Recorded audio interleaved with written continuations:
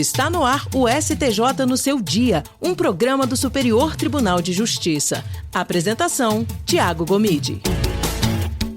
Olá para você que nos acompanha a partir de agora, está no ar mais um STJ no seu dia. Eu sou o Tiago Gomide e no episódio de hoje nós vamos falar sobre os direitos das pessoas com deficiência, a interpretação das normas tributárias e a jurisprudência que vem sendo construída pelos tribunais superiores em torno da visão monocular.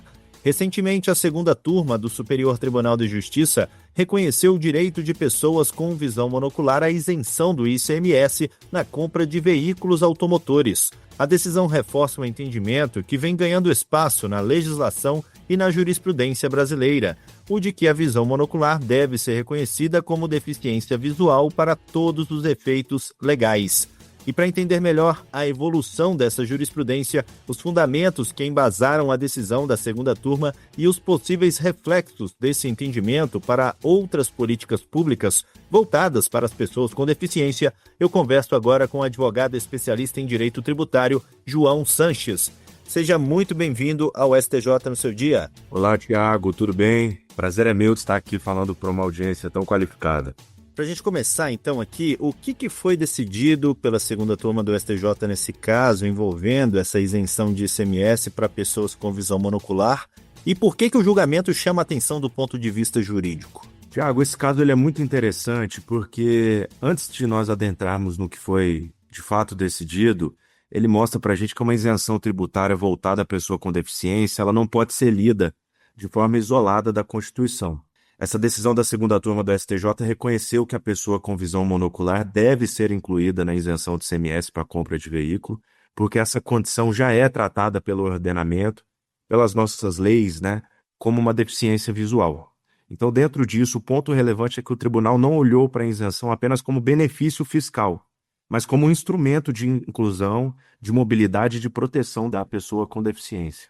E antes mesmo da Lei 14.126 de 2021, como que a jurisprudência do STJ, do STF vinham tratando a visão monocular? Já havia um reconhecimento dessa condição como deficiência para outros efeitos legais?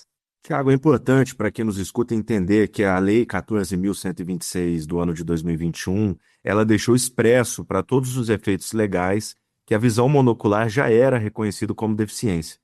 Mas antes mesmo da promulgação dessa lei, o STJ e o STF já vinham reconhecendo essa deficiência em outros contextos, especialmente em contextos de concursos públicos. O melhor exemplo que nós temos disso é a conhecida súmula 377 do STJ, que assegura à pessoa com visão monocular o direito de concorrer às vagas reservadas às pessoas com deficiência. Então, sim, antes disso já se era reconhecido como deficiência. E quais são os principais precedentes das cortes superiores que contribuíram aí para consolidar o entendimento de que a visão monocular deve ser, sim, equiparada às demais deficiências visuais para fins de proteção jurídica?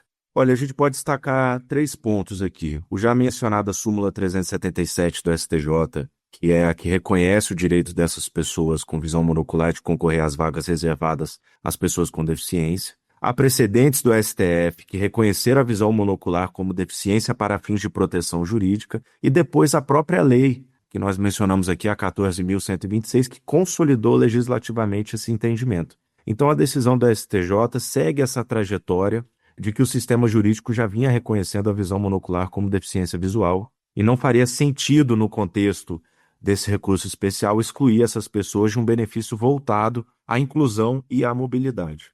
O relator ele menciona que a interpretação das normas voltadas às pessoas com deficiência deve observar a finalidade constitucional, Como é que esse entendimento tem evoluído na jurisprudência brasileira? Olha, a finalidade foi decisiva, Assim, para nós, do ponto de vista tributário, chega a ser um dos pontos mais delicados, porque o próprio Código Tributário Nacional, ele determina que a interpretação, nesses casos, ela deve ser literal.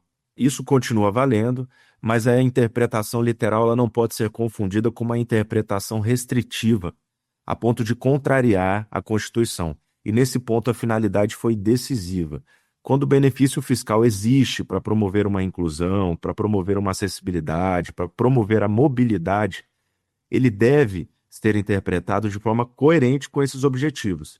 Então, o relator, o ministro Francisco Falcão, ele reforçou que as normas voltadas a essas pessoas com deficiência devem ser lidas à luz da Constituição, mas não só da Constituição, mas também da Convenção Internacional sobre os Direitos das Pessoas com Deficiência, e não apenas por uma leitura formal. Nós não podemos nos apegar à literalidade, nós devemos olhar para o contexto, e foi isso que ficou estabelecido nessa decisão, brilhantemente, do ponto de vista não só tributário, mas constitucional. Esse caso ele envolve uma aparente tensão, né, entre dois princípios, a interpretação literal das isenções tributárias e a proteção dos direitos das pessoas com deficiência. Como é que a jurisprudência tem consolidado essas duas diretrizes? A decisão ela confirma uma tendência de interpretar os direitos, principalmente nesse caso das pessoas com deficiência, de uma forma mais inclusiva e menos formalista.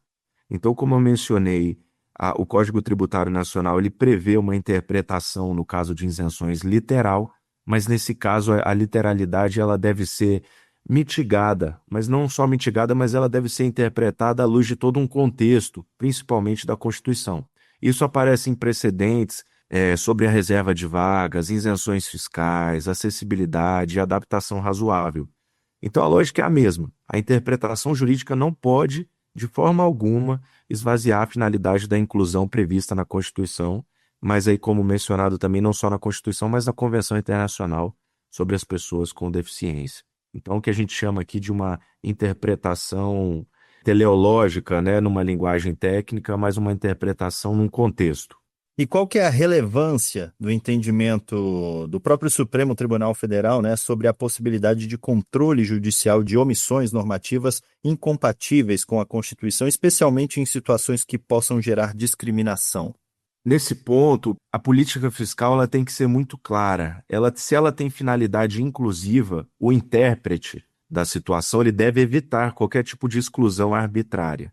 Então não faria sentido, neste caso especialmente, que nós nos apegássemos à literalidade a fim de uma exclusão, quando a própria Constituição Federal prevê, e não é diferente aqui no caso dessa isenção para fins de compras de veículo, quando tratamos de ICMS.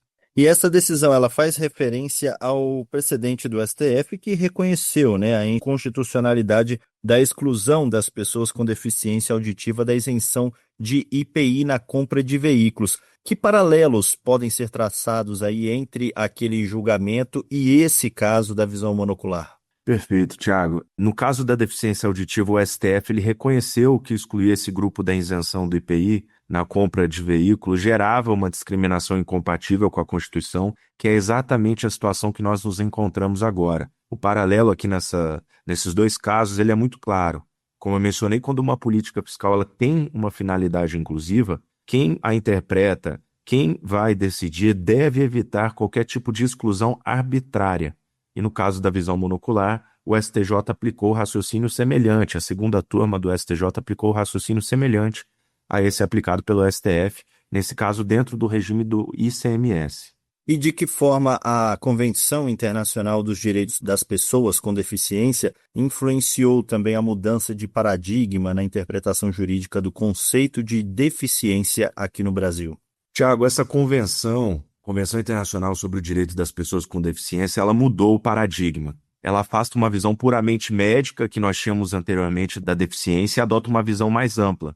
Ela é muito ligada à interação entre as limitações individuais e barreiras sociais. Então, na medida que uma deficiência ou uma condição física ou intelectual impõe uma limitação ao convívio social, isso impacta a nossa interpretação jurídica e, nesse nosso caso, um benefício como a isenção na compra de veículo não é só uma renúncia fiscal do ponto de vista tributário. Ele deve e pode ser um instrumento concreto de efetivação não só dessa convenção, mas da própria autonomia do indivíduo, da mobilidade e, por fim, da participação social dessa pessoa. E a gente pode dizer que esse entendimento, esse julgamento, ele reforça uma tendência da jurisprudência de privilegiar a interpretação inclusiva das normas relacionadas aí às pessoas com deficiência. Quais outros exemplos a gente poderia citar?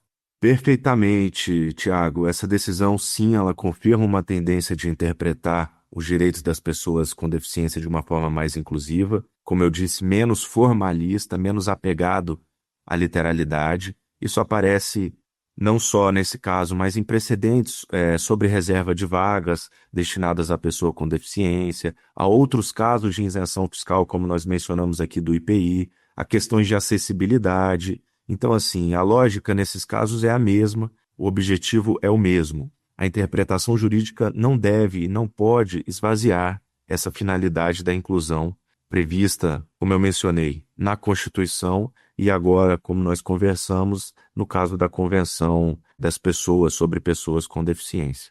Então, nós já temos precedentes em outros casos e esse é mais um que vem reforçar essa linha interpretativa. Para a gente fechar essa nossa conversa, doutor João Sanches, quais reflexos essa decisão pode trazer para a interpretação de outros benefícios, políticas públicas ou direitos destinados às pessoas com deficiência?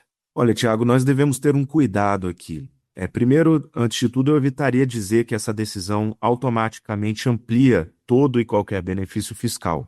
Cada caso depende da norma que nós estamos avaliando e dos requisitos administrativos. O que esse julgamento que nós estamos debatendo aqui consolida é uma diretriz interpretativa.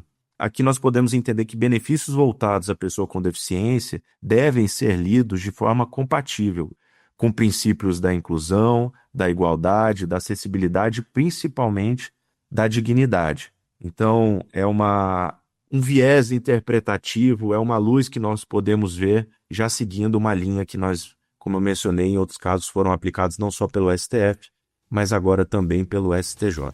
Ok, doutor João Sanches, muito obrigado por essa participação aqui no STJ no seu dia. Tiago, eu que agradeço a oportunidade e desejo mesmo aí, não só a vocês, mas os ouvintes também. Um abraço. STJ no seu dia, um programa do Superior Tribunal de Justiça. E o STJ no seu dia vai ficando por aqui. Eu agradeço pela sua companhia na Rádio Justiça e também pelas plataformas digitais. O STJ no seu dia tem produção de Caio Baltazar, trabalhos técnicos de Roberto Glória, direção e coordenação geral de Daniele Lombardi. Até o próximo episódio. STJ no seu dia, um programa do Superior Tribunal de Justiça.